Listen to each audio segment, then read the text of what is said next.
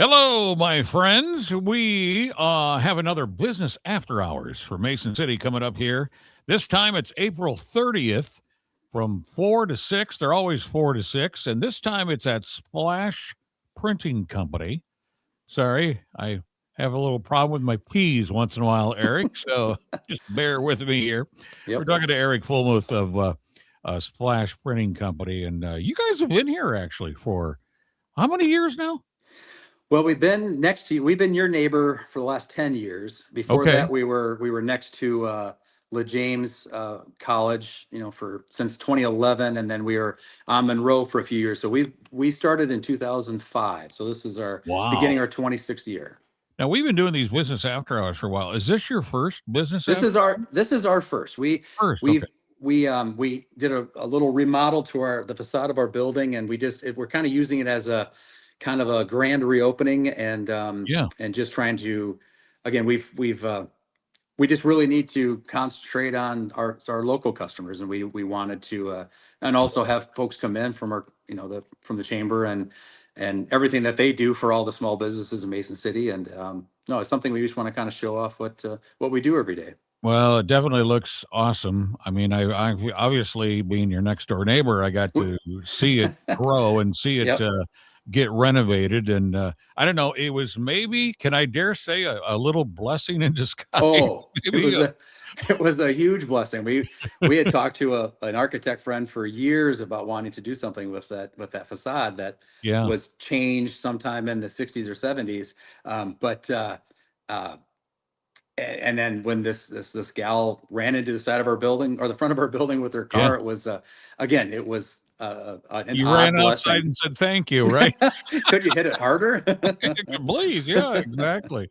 No, it looks fantastic, and I don't. Are you totally done with the renovation now, or it looks Yeah, as yeah, though? we're finished with it, and like our partners at Bergman and Cram and Hinkle have been, I mean, just, I mean, Sure. to be able to take this old 120-year-old building and Yeah. get it back to somewhat what it used to look like when it was original, was a huge undertaking, and we're just very pleased with the way it turned out. Just for history's sake, what was there before? We bought it from the Swift family. So Marshall and Swift, this was their Yeah. corporate office until Okay. they sold out. So, and I'm not sure how long they used it as their corporate offices before they closed up shop. But it had been, the renovation to our facade when they went to the ugly state. It was a credit bureau at that time, Hmm. but it's been a multitude of different things. I think the Des Moines Register used to have a bureau upstairs. There was offices upstairs, and Des Moines Register was in there for a while, on top of a bunch of other stuff. But I think in the 30s it was a grocery store for quite a while. So it's been a lot of different things over the century. But we're Wow. just happy to be, we're just so pleased to be downtown. I mean, it's Yeah, this is the place to be. it really is, and I have loved, absolutely loved all the revitalization that's been Yeah, done here. I mean, we got apartments all over the place yeah, now. I mean, it really looks cool, and now we're changing these historical buildings into a lot of businesses and stuff, and yeah. it's just great to have you. And, Yeah, I mean, and it's you look out your window, and hopefully soon we're going to be seeing some construction on a yep. new version of the Kirk, and Yeah. it's just, yeah, Mason City is just, the downtown district is just, it's turning a corner over the last couple of years, and Mhm. it's quite an exciting time to be down here. We'll get into the business after hours idea here coming up in just a little bit. Kelby couldn't join us today from the Mhm. chamber, but we'll kind of fill you in on stuff. Before we get there, though, I want to talk more about Splash and how you what was the decision when you first started of opening your own place here? I guess Well, I started out as printing a, from the very beginning, right?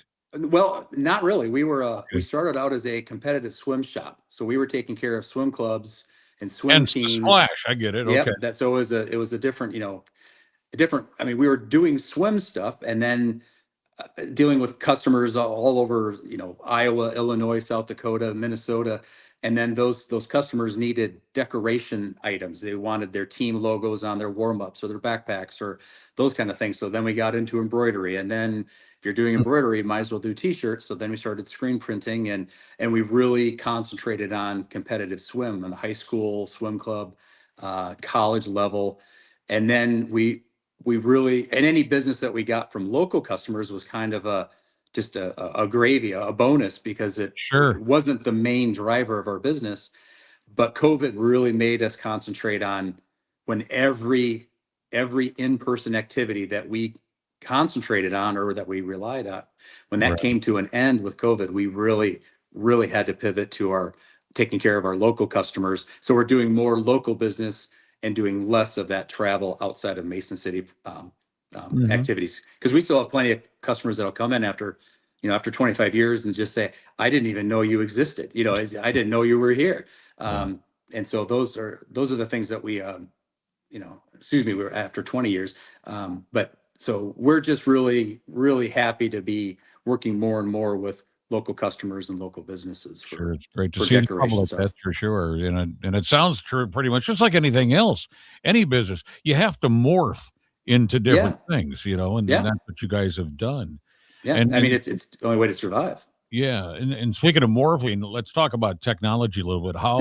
How is technology involved with your business now compared to what it was like, 10 or 15 years ago? Well, just I mean, it's so much automation. I mean, you and I were talking earlier off air about AI, and there are some really great things that kind of technology is great for. We have a lot of customers that'll come in with some AI generated artwork that they want to use, and we kind of have to do some education as far as there are good examples, there are good things that they can produce, and there's times that we have to say, we gotta there's better ways to get this done. And Mm. so, that's where that technology is good and bad, because we'll have folks that will, or Canva, or, they'll make things Mhm. on their own. And so we get a lot more DIY designers that will bring in designs, and we're happy to work with them, but we kind of have to educate them and say, do you Yeah, really want it to look like this? I yeah, mean, have you thought of this? So we kind of have to um, coach them a little bit on, there are better ways to get this printed or decorated or laid out on your design. So that's where that human element is still going to be kind of um, on the forefront of getting some of this stuff done, where you can't just, you know, hit a button and order it online and get a shirt and be happy with it. yeah. The key word is resolution, like we talked about Yeah, earlier. yeah, And everybody needs to understand what that's all about. But that's good. right. That, you can educate them. Yeah, You can that educate we 'em. enjoy doing it, and I get a little guff from our coworkers and and my co-owner here, that I get a little long-winded trying to explain what they can do to make their art better. And but it's the way you have to work with the customer and tell them why this certain situation might not be the best thing for them, and have you thought of doing this? And usually we get to a compromise that is what they're looking for, and one that will actually print in Yeah. a way that they're going to be happy with. I think it's cool when you walk into your business and you immediately see the huge machine you got Yep. in there right behind the counter. And Yep. hey, this is where we do it all. This is where all the Yep. magic happens, right? Yep. We do it all in house, and Yeah. and for a while, we didn't have a window there that looked into there, and so the customers, and they started peeking around the door and go, oh my gosh, there it is right there. and Yeah, it's and cool it's that you do yeah, that. I think it's great. yeah, they get to see how it works, and again, we get to explain, because sometimes they don't understand why some things cost the way they do. And so when you can show them, then this is why this might be a little bit more expensive, or this is why it gets a little less expensive the more that you print. And so we Right. get to, again, another level of education to let the customers know why things are the way they are. Yeah. You mentioned co-owner. Let's talk Mhm. about your how many employees do you have? I mean, how do you staff Splash? How many people are involved? Well, I co-own this with my girlfriend Courtney, Mhm. and then we have two full-time employees, and we have some folks that will come in from time to time and do some part-time work. So I have a full-time graphic designer, I have a full-time screen printer who also helps out with some of our other, prepping of screen printing things, and our laser engraver. Courtney and I take care of a lot of the embroidery work. Okay. And so we all wear different hats, and we're all doing different things as far With as some something design on them, work with something right? on them. Yeah, Yes, with none of something them on are there. none of them are blank. They all have something on them. So these embroidered hats we wear. So we're Yeah. all wearing. We all do a lot of different stuff. So we're a small team, um, and it we all are just passionate about what we do. We're very lucky that they all, everybody here Right. enjoys what we do. We have flexibility because we're small, and we all love our job. We talked about morphing into different things. We talked about technology. Is there anything that you can share that maybe the next avenue that Splash is taking? Are you getting into anything? I mean, it goes without saying, I guess. I mean, we know what you do, Mhm. but is there anything that you would love to add, or maybe you're looking into, or maybe you don't want to spill the beans yet? No, there's not beans to spill, because I mean, the people that are, I think it's just more, there are certain things that we can do. Um, we want garments to be soft. And Right. so, there's old technology that we probably just need to use more of. And so if you've ever had a shirt that is just feels a little heavy, or especially if there's white on black, it just kind of has that really plasticky feel. Well, there's Mm, certain prints that we can use where it's the printing is water based. It's not that hard plastic feel to it. So the print can get softer. So there's certain things that we, not so much that new technology, it's just perfecting some of the things that we already do, or sure. getting into a little bit more, I don't want to call it boutique printing, but something that, Yeah. again, people want shirts that have really amazing prints or amazing designs on them, but don't feel like it's this sheet of plastic. And Hmm. that can happen with a transfer or a screen print. Sure.